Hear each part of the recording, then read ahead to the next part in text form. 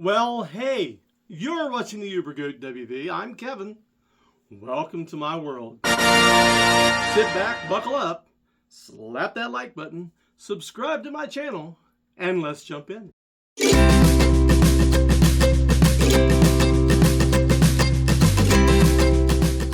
This week, it happened. I had a story I was going to tell you. Something happened 3 days ago and decided that supersedes the story I was going to tell you. There are certain people that have my phone number, or I'm friends with on Instagram, and they'll message me and say, hey, can you pick us up? Or we need to go from here to here. Are you able to pick us up?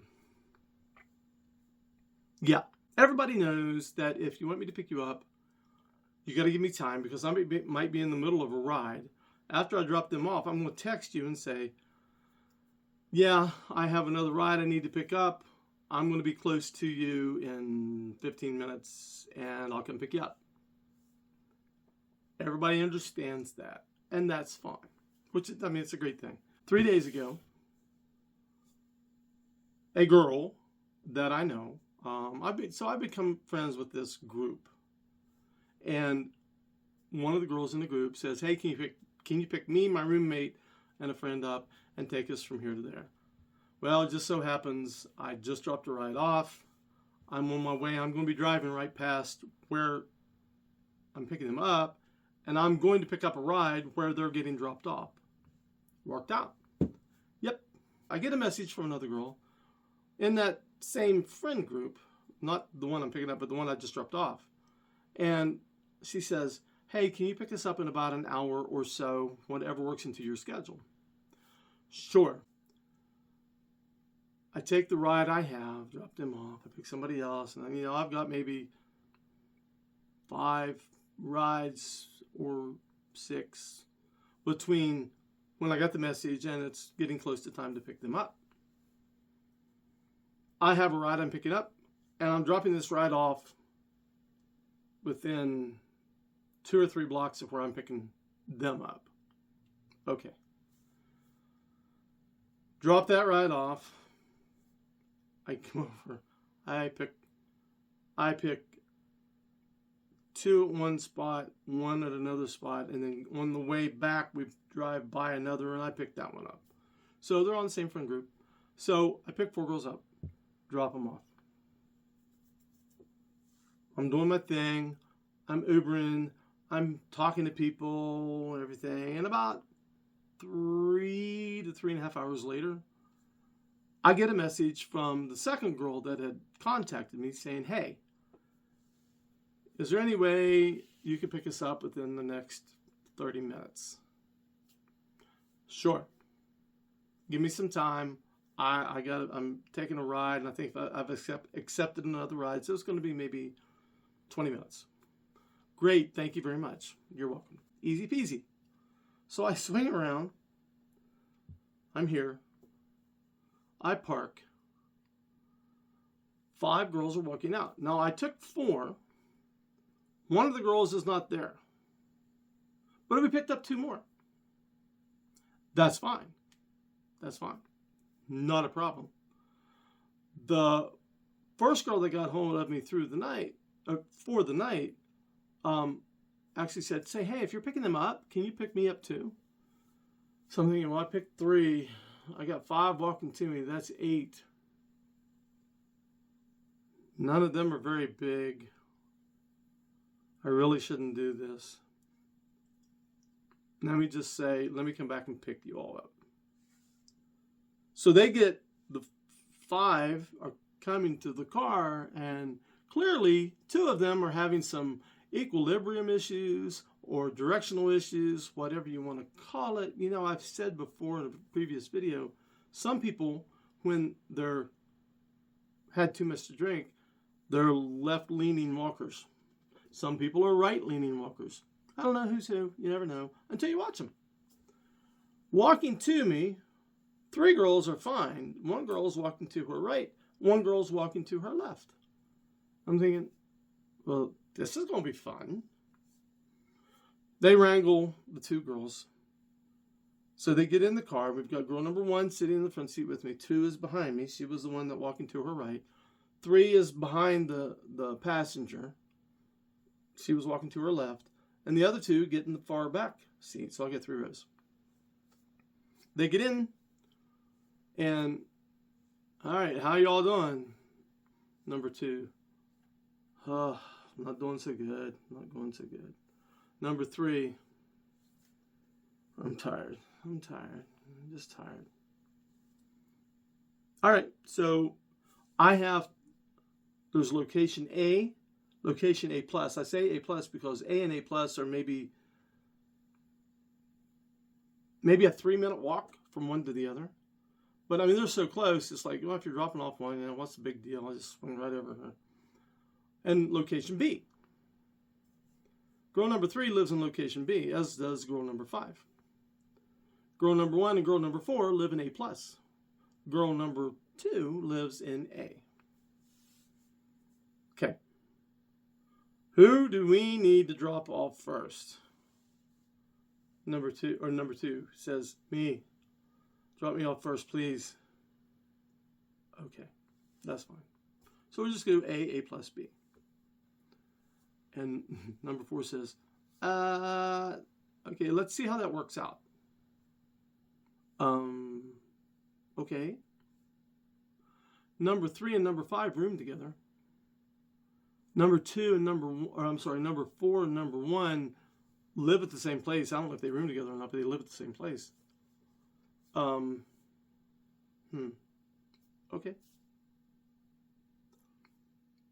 So we're almost location A. Here's where it gets kind of funny. We almost to location A, and I'm on the main road, and I turn off the main road, and we're maybe 200 feet, maybe, from pulling up and pulling in to drop her number 2 off. And before I make the turn off of the main road, number 2 says, I think I need to throw up. I think I'm going to need to throw up. That's what she says. Oh, maybe I shouldn't turn. No, I have to turn. I got to get out of the road. Oh, shoot. So I get out of the road, and I just pull up, and I say, okay, you need to go out. No, I don't need to get out. I don't need to throw up. Right now, I just need to throw up before I walk in. Okay. All right, whatever. I travel maybe, I don't even know if it was 50 feet. And number 3 goes, oh, hit the brakes. Open the door. She can't open the door. She's trying to open the door. Number 4 jumps up, opens the door. Number 1 gets out. Number 4 gets out. Number 3 gets out. And they're going to help her. Number 2. Are we there? No, not yet. We'll be there in a minute. Just hang on. Are you guys got her? Yeah, we're good. Number 1 says, yeah, I got her. We'll walk over to you. Okay, then close the door. Close the door. She's dry heaving. Number 3 is dry heaving. And I'm like, I've been there. I've had that happen. Long time ago. And so I just drive. So I pull up. Number 2. Are we there yet? Yes, we're here. Okay. Number 5 says, are you going to get out? Yeah, I'm going to get out. Well, hang on. So 5 gets up. She gets out of the car. And as she's getting out of the car, she says, I'll go ahead and take care of her. I'll get her in. I said, okay. So she opens the door, and number 2 really, she's comfy. She doesn't want to get up, but she knows she's got to get out. That's fine. So they finally get out of the car. As they're getting out of the car, here comes girl number 4 walking across the way. And she walks up to me and she goes, oh my gosh, I can't. I just can't do throw up. I just can't do it. I just can't do it. I said, okay, well, she didn't throw up while I was there. Did she throw up? I don't know. I don't want to watch. I don't know if she is. I don't know. So number 5 is helping number 2. And they get over close to the door. And I roll the window down. I said, remember, she said she wanted to throw up before she goes in. So 5 takes 2 over to this area of grass and bushes and stuff. Number 4 looks at me and says, oh my gosh. Oh my gosh. What's wrong? She said, I don't know if she said it was her ID or her key card. I think it was her key card to get into where she lives. It's either her key card or her ID, one of the two. Maybe it's the same. Her card. I said, well, where'd you have it last? She said, I had it in my hand in your car over there. Well, then chances are you got out of the car, it's over there. No, I'm pretty sure it's in your car. I said, well, if you had it when you got out, it would be over there. No, I'm pretty sure it's in the car. All right, go ahead and look. So she's got her phone flashlight, and she's looking, and she said, oh my gosh, I can't see it. I can't find it. I can't believe this. Somebody's going to throw up, and I just can't do throw up, and I can't find my ID. I'm like, calm down. Calm down. Hang on. I have a flashlight. So I get my flashlight out. It's a lot brighter than her cell phone. And we're looking. And we take the middle seats, and we slide them forward. And we're moving the floor mats. And I'm looking. And, I'm looking. She's looking. I said, here, use my flashlight. She's using my flashlight. She sees it. She said, what if it fell down in between the seat and the... I said, very likely that could have happened. So I popped the back of my car, and then I realized, oh, no, wait. My third row, the back, where the back and the seat back and the seat actually are, when there's carpet that goes from the back to the bottom of the seat. So when you lay the seat down, it's a flat carpeted surface, which means it's not going to fall down back behind. If it falls down to that little crack, which... if you're like me, you've lost a lot of stuff that fell down between the cracks. It's stuck. It's going to be stuck in that little pocket area of the carpet.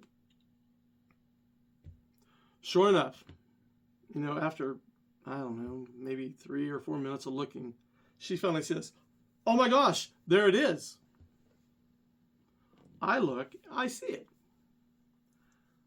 Me being me, or maybe it's just me being a guy, I said, let me get it for you. So I stick my hand down in there, and as I was sticking my hand down in there, she said, well, my hand's smaller. Would it be easier if I did that? I said, no, my hand's longer than yours, so it's pretty far down in there. She said, oh, yeah, that makes sense. So I get it down, and I've got my fingers touching it.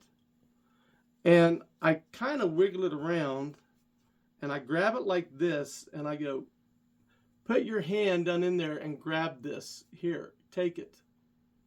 And so she takes it. Now my hand is like this.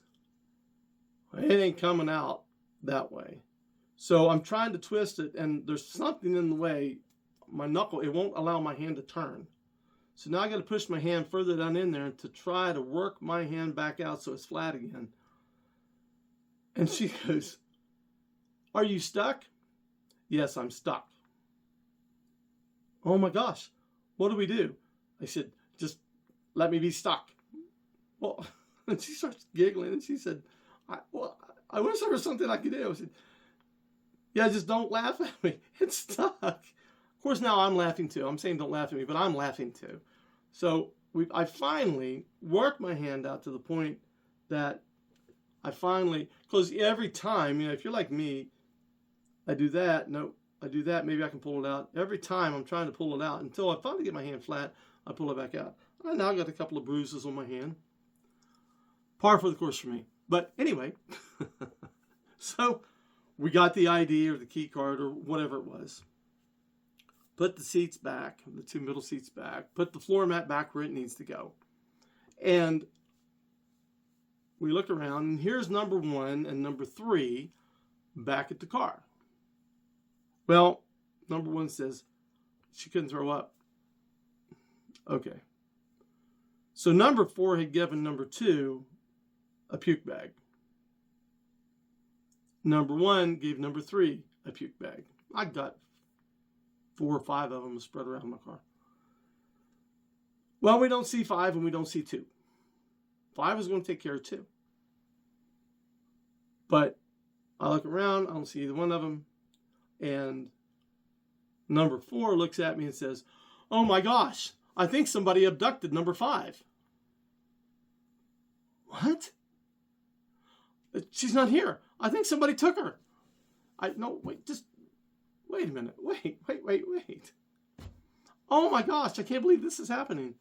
I said, just wait, just chill, just hold, just wait. And number 1 says, "Oh wait, I think that's her over there in the bushes." Well, over there in the bushes. She was over there throwing up. Yep. So, and number 4 is like, "Oh, I just can't.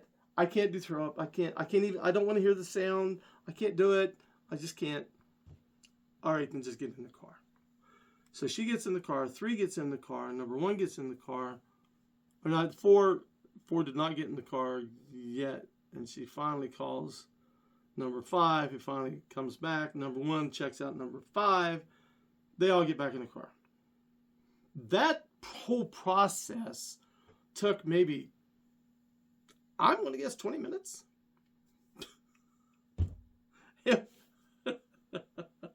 So we go to take, we're at A, we've already dropped off at A. We're going to go to A+, but now I've realized the 2 that throw up are in B, location B.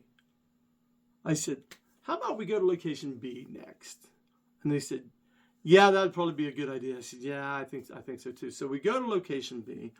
The number 3 and number 5 get out of the car. They take 4 or 5 steps and stop. I want to make sure that they're in the door.